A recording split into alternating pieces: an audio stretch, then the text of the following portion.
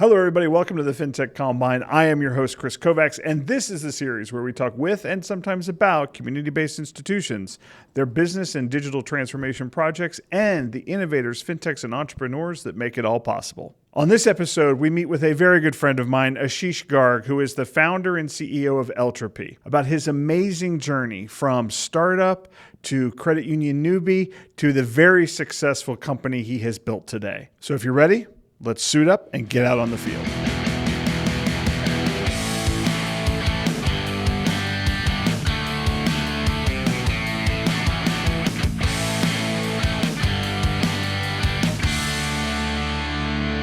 Ashish, it's so great to see you again. Thank you for joining us on the pod. Thank you, Kris. Thank you so much for having me. And what's most gratifying for me is that you, who I call my guru, is interviewing me today. I'm not sure how that's possible, but we'll get into it. For those who have been under a rock for the last 4 or 5 years, to do kind of someone who doesn't know about Eltropy or your success, why don't you talk a little bit about yourself and Eltropy?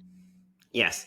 So, Kris, quick story from myself. I grew up in India, and I came to America as a graduate student about 22 years ago. And I went to UC Santa Barbara. I've been in California since then. That's where I live in the Silicon Valley. And I started this company, Eltropy, about 11 years ago, believe it or not. And then serendipitously, about 5 years ago, we got into credit unions. So I ended up going to an event called Venture Tech. This was the first ever Venture Tech ever conducted in 2018. It was the Alchemy headquarters. I was a newbie. I knew nobody. And walks in this rock star from the credit union movement called Kris Kovacs. And this guy had just raised, I think, $32 million to build his company called Constellation. And I sat there and I watched your speech and your keynote. And that was sort of the life-changing moment for me in a lot of ways. And now fast forward, Kris, 5 years later, so like my dream was someday I'll be like Kris Kovacs. So 5 years later, as of today, as Eltropy, we serve about 620 credit unions across America. We built a conversations platform, is what we call it, which allows credit unions to provide anytime, anywhere access to financial services to their members. And that's what we've done. We are the best. We're also the fastest growing. So, dear Guru, thank you for having me today.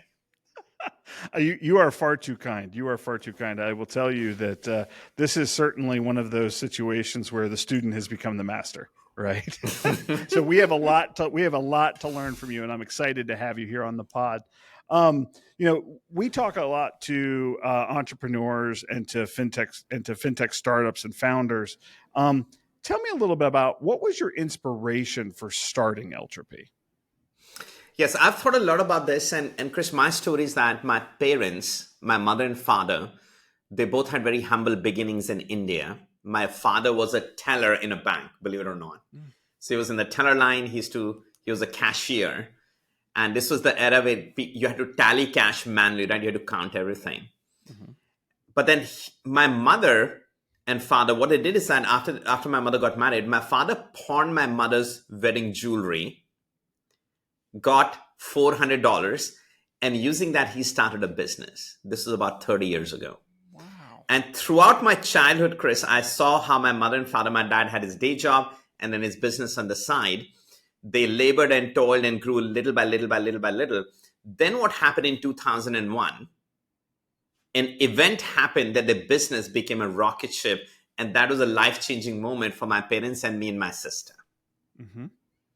So somehow, like as we were growing up, my sister and I, we saw my mother and father going through all of this. And now fast forward by another 20 years, as of today, Kris, I'm an entrepreneur in America. My sister is also in Silicon Valley. She's also an entrepreneur, and she's done very well in life as well. That's wonderful. That's wonderful. Was there something about the communications at the time, that institutions, credit unions, banks were doing that you identified as saying, you know what, I can make a difference there? There's something missing here. Can you tell me a little bit about that moment when that occurred to you?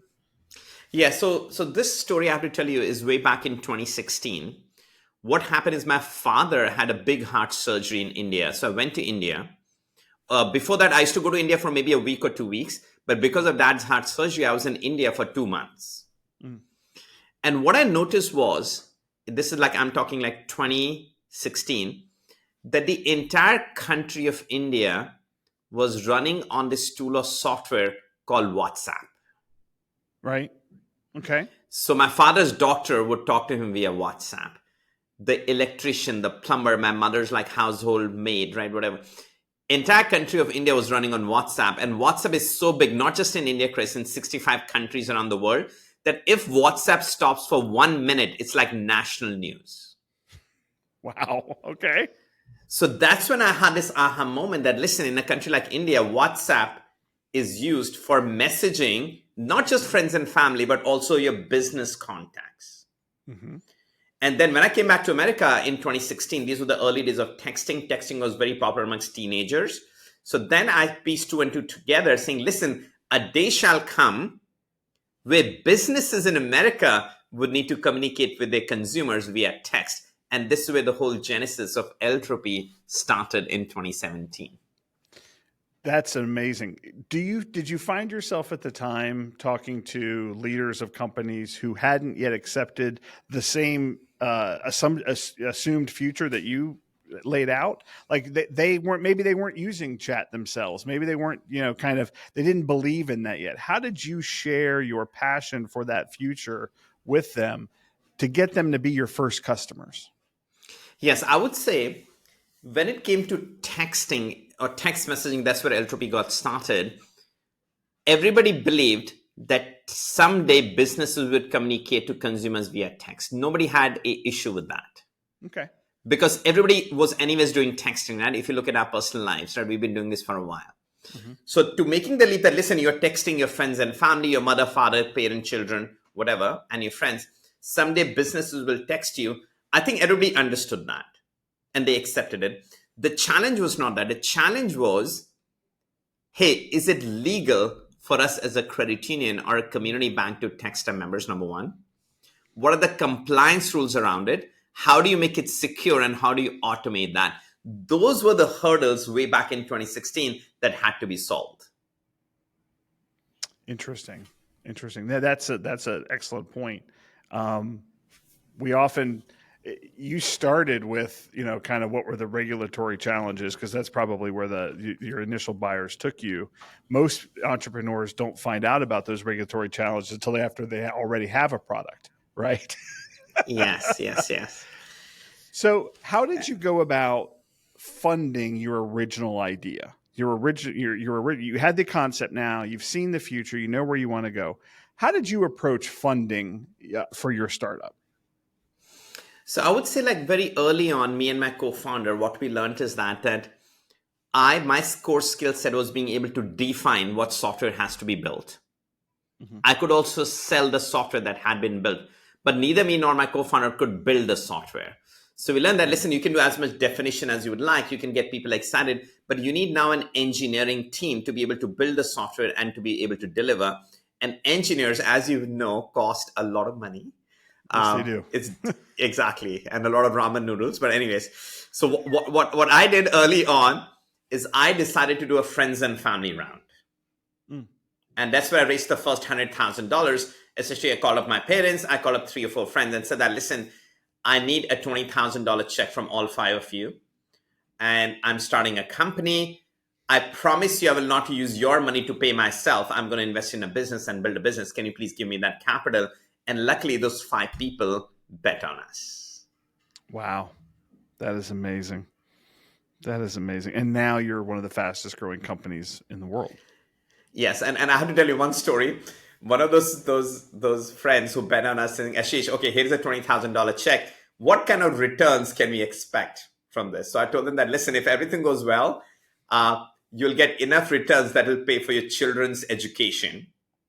Mm-hmm. And Kris, but we've already taken care of that for that family. And now we are working on their children's wedding expenses. That is great. So you've delivered. That's what's really great. Were there unique challenges signing your first credit union customers? I think there was lots of challenges. I think the main thing was, unlike you, Kris, I think you've been in the credit union movement for a very long time. Mm-hmm. I think you've been there, you learned, and you have a lot of credibility. For me, I was a complete outsider. I've been a credit union member, and I love credit unions for what they did for me. However, I did not know how do credit unions operate, and most critically, what types of technology or tech stack that they use. Mm. So I'll give an example. My first credit union call, I'm on a call, I'm talking about text messaging, blah, blah, blah. And the lady stops me and she says, sir, do you integrate into Scimitar? And I said, ma'am, what is Scimitar? And she started laughing. And she said, sir, the day you discover what Scimitar is, can you please call me back? And she hangs up the phone. So I had to quickly figure out what Scimitar was. And I went, there's something called a core banking system. It's a ledger, this and that. So for me, the biggest challenge, Kris, is not knowing what you don't know. Mm-hmm. And that took me some time. But again, this where I believe, Kris, founders are very different, that we don't take no for an answer. We persevere and we figure it out. That's exactly right. That's exactly right. How do you do your own native integrations today? Is that something that you guys manage, or do you use a third-party product for that? So we do a little bit combination of both. So for the original text messaging product that we built, first of all, what I did is that I created a tech stack for credit unions. Mm-hmm. So core systems, lending systems, collection systems, contact center systems, CRMs, e-signature system, et cetera, additional banking systems, right? So on a piece of paper, again, I learned all of this on the fly, talking to people. I created a tech stack. And my vision was that in each of these boxes, if we can integrate with the number 1, number 2, and number 3 provider, then okay, fine, we've arrived. Mm-hmm. And I'm very proud to report, Kris, of course, it took only 5 years, but as of today, we offer 36 different out-of-the-box integrations. Wow. So in each and every of those boxes that I'm talking about, we already integrate with number 1, number 2, and number 3. And all of this, Kris, was built in-house. Wow. So that is that's a considerable engineering effort. Tremendous. And this is where, I don't know, Kris, if you remember, when I met you at Adventure Tech, right? I think you had this brilliant vision, mm-hmm. right, of building this sort of API layer.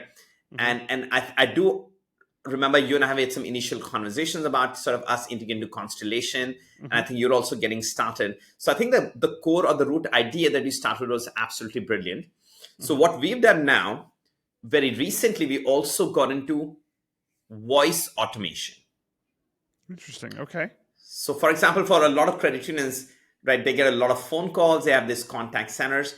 And one recurring theme in these phone calls is, what's my account balance? Right. Right? What's the status of my loan, right? So not to be able to automate that using AI, you need to be able to connect to a core system, for example, and be able to pull that data.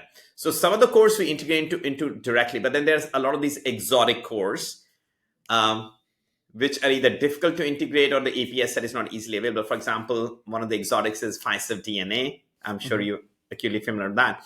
So for some of these exotic cores, what we've done is we partnered with a third-party company called Janucy, and they provide a very nicely written API layer, and that's what we're utilizing. So we do a combination of both.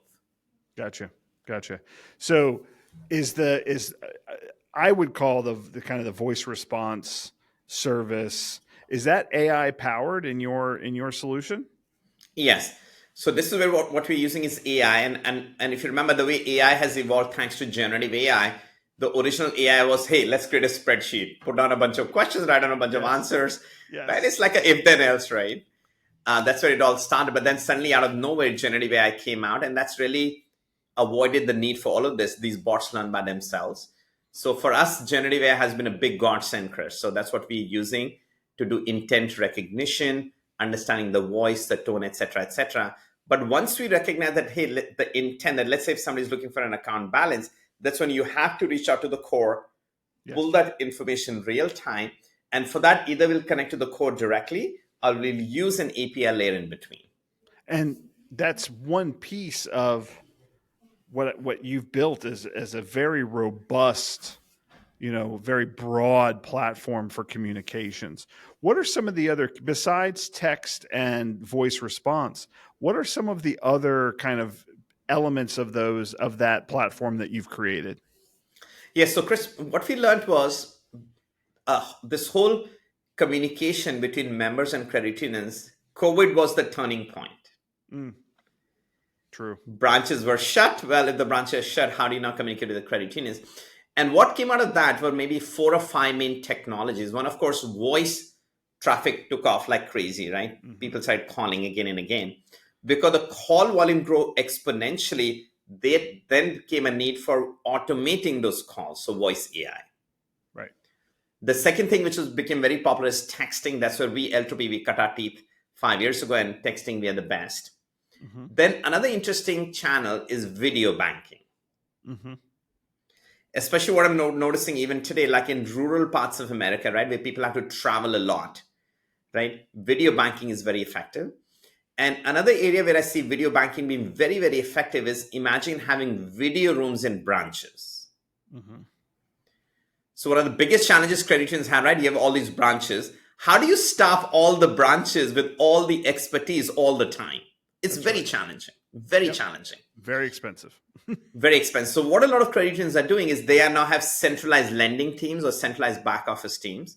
You have branches and now you put video rooms in the branches, right? So member walks in, there's a specific query, the member is taken to a video room, and through video, you can connect them to any loan officer or any expert, either at another branch or at the corporate headquarters, or this person could even be at their home. So video banking. Mm-hmm. So for video banking, Chris, what we did is that we thought we'll build it ourselves, but later we learned that video is not an easy medium to deploy and implement. So we ended up acquiring a leading company in this space called Pop.io. Mm-hmm. Then comes chat. Like you go to a website, right? Like live person chat. So chat is something we built ourselves. And then come a couple of other technologies. One is called screen sharing, one is co-browsing. So these are all the different communication mediums. Now, one more medium, which is very popular amongst credit unions, but slowly dying, is email. Like, for example, you go to a credit union's website and they have a standard email address where you fill out a form, right? You get email support. So that's another thing we're getting ready to add next year.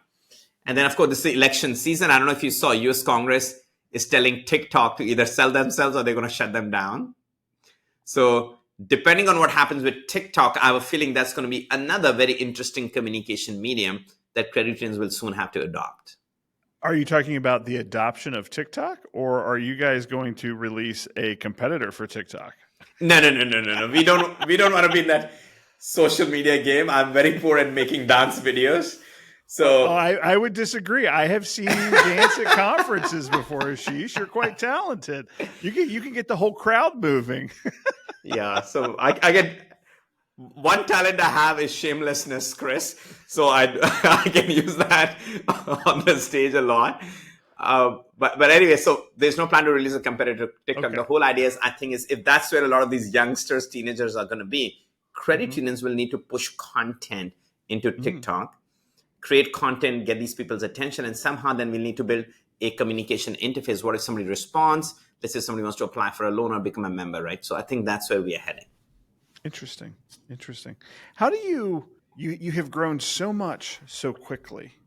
How do you organize what you're going to do next from a strategic standpoint and align your whole company around getting to that vision while maintaining everything else you've already created? That's a key part of scaling, right? Is being able to continue to advance your product vision while at the same time maintaining the gains you have already achieved. Yes. It's a very good question. So, Chris, I personally think that our secret sauce as Eltropy, right from day one, has been customer-driven development. Okay. So I had the root of an idea of text messaging. Hey, it's going to be big. But it was my customers, my credit union clients that told me, Ashish, you need to solve compliance. You need to solve data security. You need to integrate. You need to, A, learn what Scimitar is, and then B, you need to integrate into Scimitar. So one thing, Chris, I don't know if you noticed that, sir, or not, that I travel a lot. You do. And yeah, I'm almost every week I'm on the road. I just like you and I, we both of us spend a lot of time in conferences. So one thing I'm always doing, Chris, is talking to credit unions. How are things going? What can we do to serve them better? And then I have this God gift, whether you believe in God or Mother Nature, whatever, but that once I have these conversations, being able to come back to the HQ and being able to assimilate that information and then say, fine, this is what we're going to march forward with. Mm-hmm. So do you play the role of chief product officer for the company?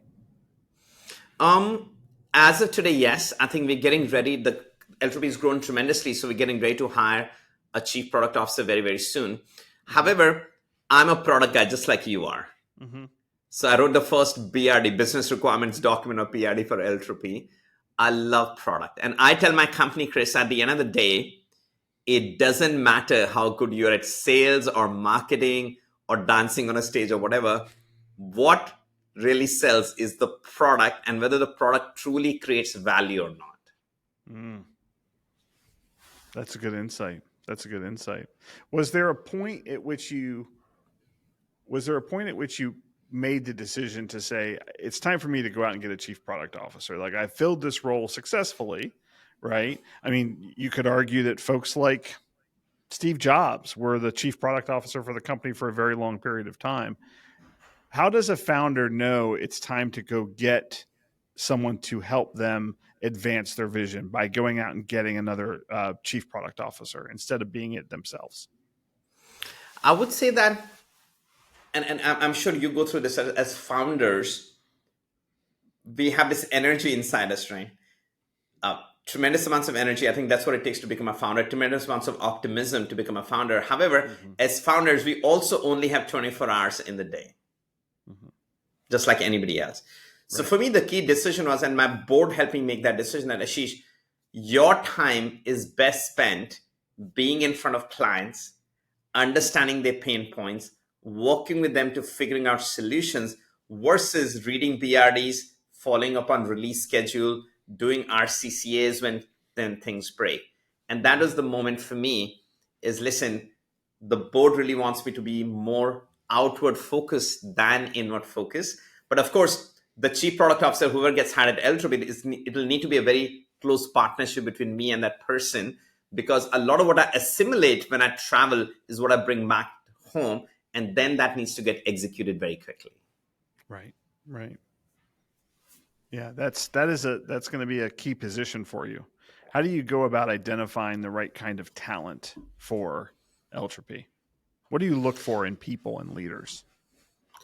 So I would say, Kris, what I've learned is that at a very base level, as humans, we all have certain values we live by.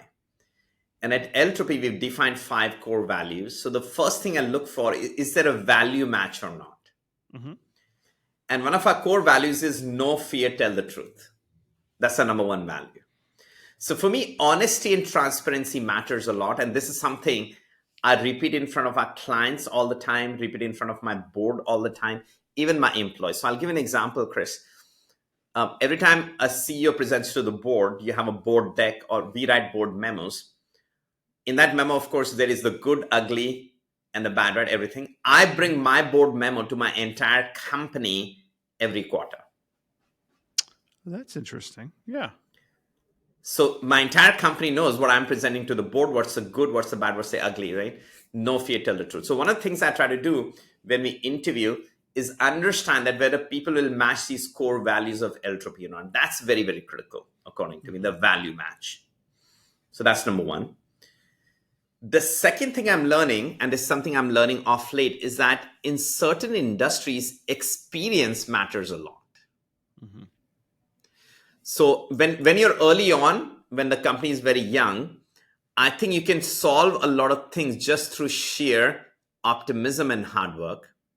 However, once the company becomes bigger, the room for error or the margin for error decreases, because if you make a mistake, it suddenly impacts hundreds of clients and millions of users. Mm-hmm. So for example, we are now getting ready to come out with our voice solution. So contact center voice. We'll be providing that to credit unions. And as you know, you were at a credit union for a long time. Voice is a mission critical piece, right? It cannot go down. Your phone lines cannot go down, right? Mm-hmm. So for that, the chief technology officer I'm looking for now is somebody who's built and deployed voice at scale. Mm-hmm. And who have the battle scars and they've learned from them versus them a newbie coming and experimenting and learning by mistakes, because we cannot afford those mistakes anymore. That's very wise. See, you are the guru. No, that difference between you're looking for a different kind of person in the early stages, right?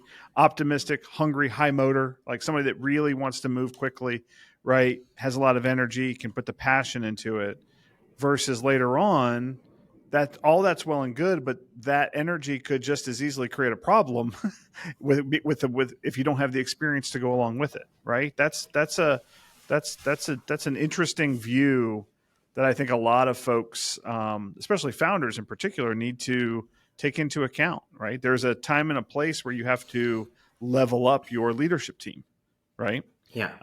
And you've put it very succinctly as to what you're looking for in those cases. That's really good. What does Eltropy look like 5 years from now? I've thought about that a lot.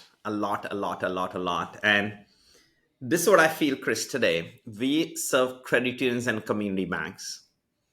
Credit unions today, I think, serve roughly about 120 to 140 million Americans. That's what I think they do. And you know what I love about this movement, Kris, is that credit unions serve the long tail of America, right? The bottom of the pyramid, the working people. And I have a similar story, Kris. When I came to America, right, as a student, I didn't have much money, right? I came with $800 in my pocket. It was a credit union who bet on me and gave me a loan, so I bought my first car. That's what credit unions do, right?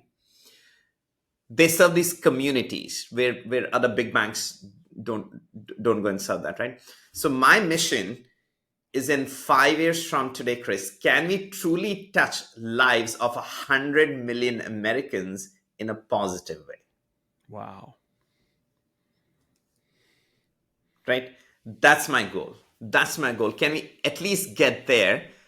And in some meaningful way, can we help those 100 million Americans either open a bank account, move their money faster, take a loan so they can get their first used Toyota Corolla. By the way, that was my first car, the used Toyota Corolla in 2002. And Kris, I have to tell you this. I bought it for $9,000, drove that car for 6 years, and I sold it for $5,000. Oh, yeah. No, it's a great investment. You got your money's worth out of it for sure. Yeah. And every time I drove that car, Kris, I felt like the king of the world, you know? Yep. It was an first amazing car does for you. First car. Oh, my goodness. It's such a joy. First car. I'm waiting till you go back and you say, you know what I want? I want a pristine 2006 Toyota Corolla, like low mileage, just so I can have one again and get that feeling back, right? So what do you think the future holds for the credit union industry? I mean, we've seen AI. AI has been around a little while, as you pointed out, but now generative AI, stormed onto the scene probably 15 months ago, now 18 months ago. What do you think the future of credit unions and community-based institutions like community banks, what do you think their future looks like? So I would say, Kris, let's talk about for a moment the business of credit unions and community banks, right? But before that, let's talk about the mission. I think they're very mission-driven. So the mission is to serve communities. The way they serve communities is they do underwriting of risk. So they give out loans, right? And then if you look at from an income perspective, credit unions and community banks have two main sources of income: interest income and fee income. Interest income, because this historically high interest rates that we have, is going down, or it's under attack right now because the rate at which they lent a bunch of money versus they're having to get these CDs on today, the arbitrage or the delta is on the negative, not on the positive, right? Right. So fee income is under attack right now. Interest income. On the other side, because of certain political reasons or whatever reason you call it, it's election year, right? Fee income, right? Interchange fee, NSF, blah, blah, blah. There's a lot of political sort of theater being played out in Washington, D.C. But the bottom line is that interest income and fee income both are under attack as of today. And when I were to extrapolate into the future from 5 years, I don't think this is reversible. I think these trends are here to stay. So the bottom line is that financial services as a business is only going to get more and more and more competitive. Number one. Yep. When you're in an industry where things get very competitive, so let's say if I can get a certain rate from a bank, well, a credit union can give that rate, blah, blah. If everybody has the same rates, What is the differentiation people bring to the table? It's service. Mm-hmm.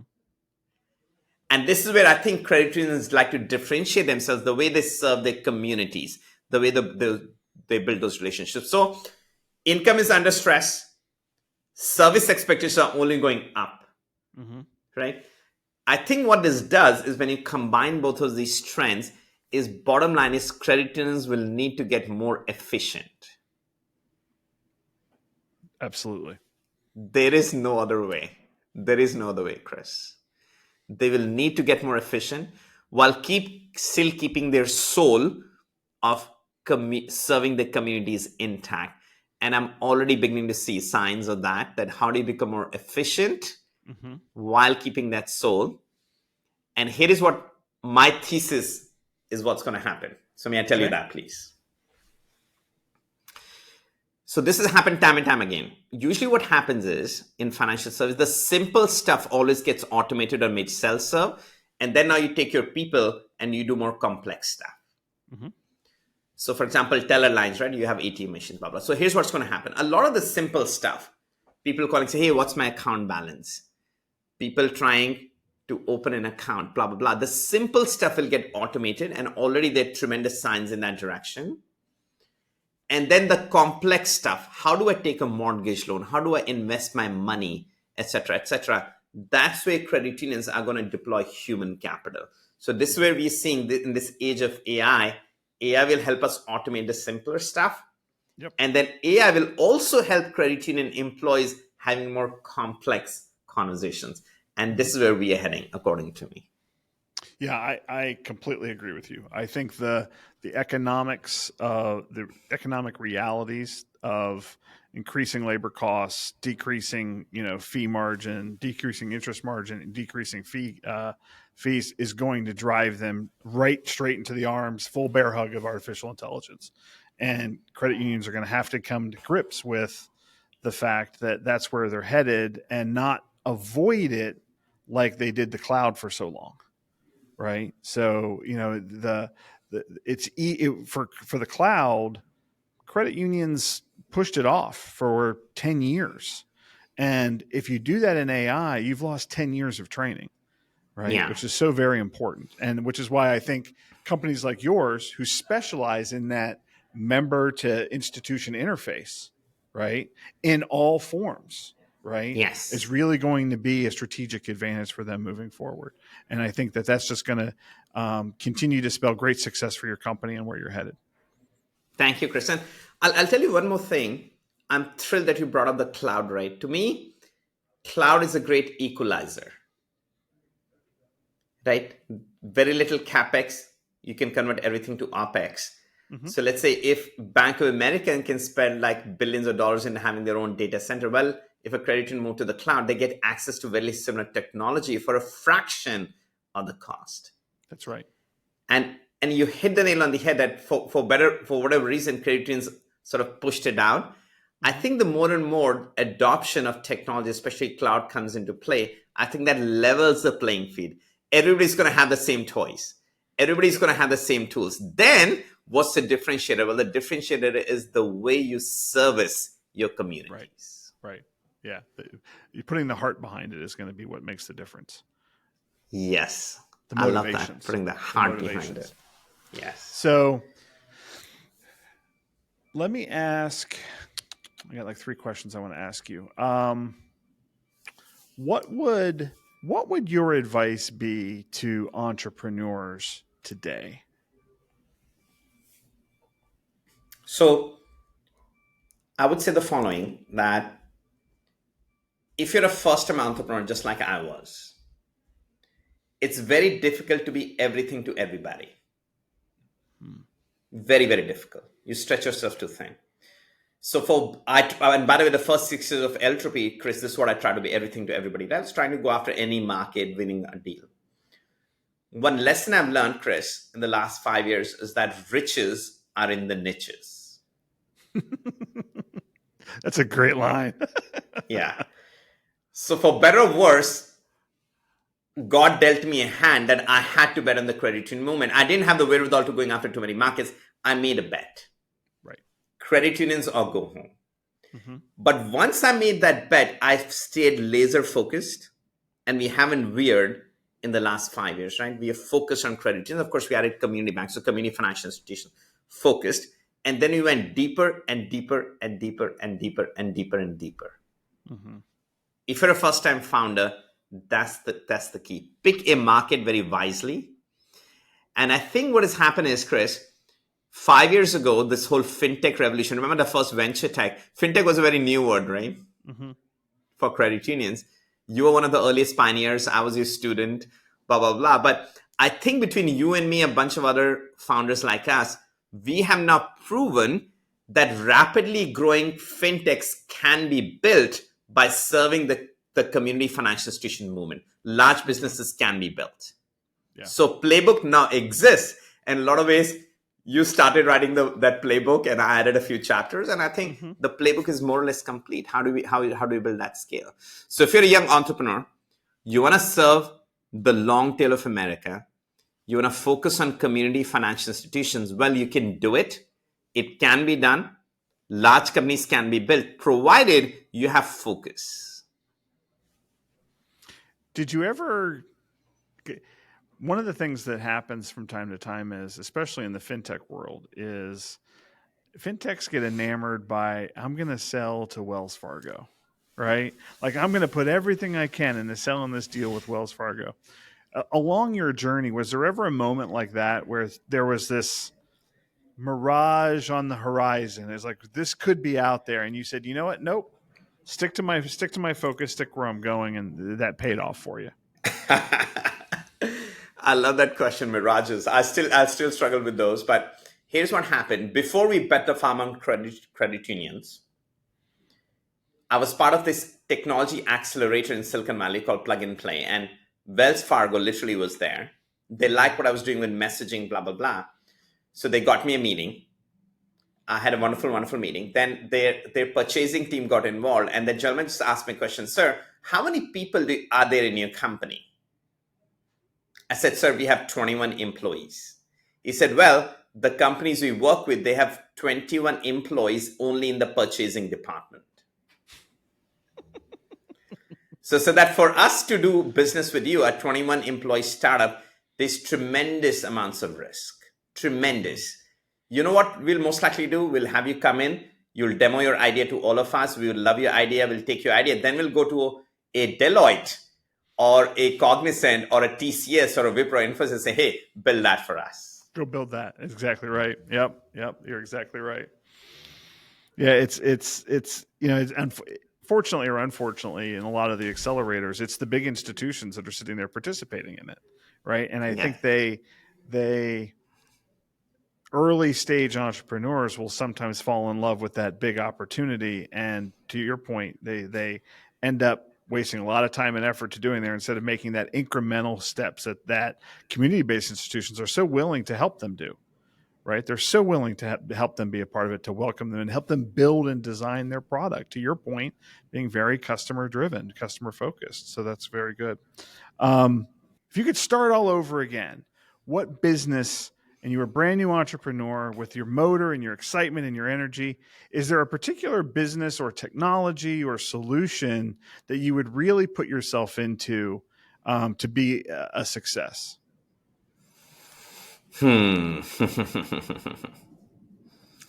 first of all, I'll continue being in software because I love software. And right from my childhood. By the way, Kris, have you watched this Hollywood TV series called Doogie Howser? Oh, of course, yes. So remember Doogie Howser, that young kid who had this God gift for medicine or whatever, right? And I used to remember he tapping in his computer, right? Remember he used to end like that. By the way, that was my favorite show growing up in India. So Doogie Howser and Wonder Year. So I think just like he had a God gift, I've had a God gift for software since when I was a child. So my father got me my first computer, Intel 386 chip when I was in 8th grade, and I just love software. So A, I'll always be in software. I think B, this whole AI revolution that's happening in front of us, I think there's tremendous amounts of technology out there. It's almost like a solution looking for a problem. Mm-hmm. So I'll build software that leverages this AI technology to solve certain problems which I have either lived or I'm close to. And I think if you add these three things together, just pick your area of expertise, something that comes naturally to you, then pick a mega trend in the marketplace and combine both of those to solve real world problems that people have, I think that's the winning combination. That's great advice. That's great advice. Excellent. Like what I remember about you, right, when you spoke, this is what I remember, right? In 2018, Venture Tech, you came from credit unions. And I think you lived this pain point of these disparate systems and having to connect all of them, right? You lived and breathed it. So who better than you to solve that problem, right? Yeah. Yeah. There's, I think one of the values of that is that your investors and or your customers have the ability, they trust that you know what you're talking about because you've lived it, right? They have respect for the fact that you understand it, that you understand their challenges, their problems, you're empathetic to them, right? And I think that's highly valuable in my case, but it also means that, to your point, if you have a particular thing you're passionate about and you have experience with, it will be easier to move that ball forward, easier to get investors, easier to get solutions out because people will realize that you know what you're talking about. Yes. And now that I'm a little bit wiser, I think when I got into entrepreneurship, Kris, I was very naive, very, very naive. Now that I'm a little bit wiser, what I will tell young entrepreneurs that, listen, if all you're doing this to create tremendous amounts of dollars in your bank account, that's a wrong motivation. Right. Because to see those dollars in your bank account takes a very, very long time. So it's, at least I would say, Kris, and I'd love to hear your thoughts on this. I would say for a young entrepreneur, it's either minimum a 10-year commitment to a 20-year commitment. It's like a life's effort to see those fruits of the labor. Would you agree or disagree with that? No, I would completely disagree. I would say I completely agree with you. You overestimate how much you can get done in the short time frame. Right. And that's just I think that's a natural human instinct, right? We believe that we can get so much done so quickly when in fact it is not easy. It is not easy building something new. It is difficult to do. It's going to take time. It's going to take effort. It takes passion. It takes energy. And you've got to, as an entrepreneur, you have to be committed to building the thing for 10 years. And if not, is it really going to get to a point where it's anything more than just a hobby? Yes. And I think I think you're 100% right. You've got to be willing to make a large scale commitment to be able to do this. And not just you, by the way, your family, because your family has to support you in this, your spouse, your children. I remember in particular, there was, when we started Constellation, I was a scout leader in a local troop. And I went to them and I said, guys, I'm going to be gone for the next decade or so. So I'm going to have to step down from this, because you're right. It is a commitment. And I hope people who have the idea, the intellect, the energy to be able to do it, embrace it. But it doesn't come quickly. Yes. Spot on. So that's what I've learned.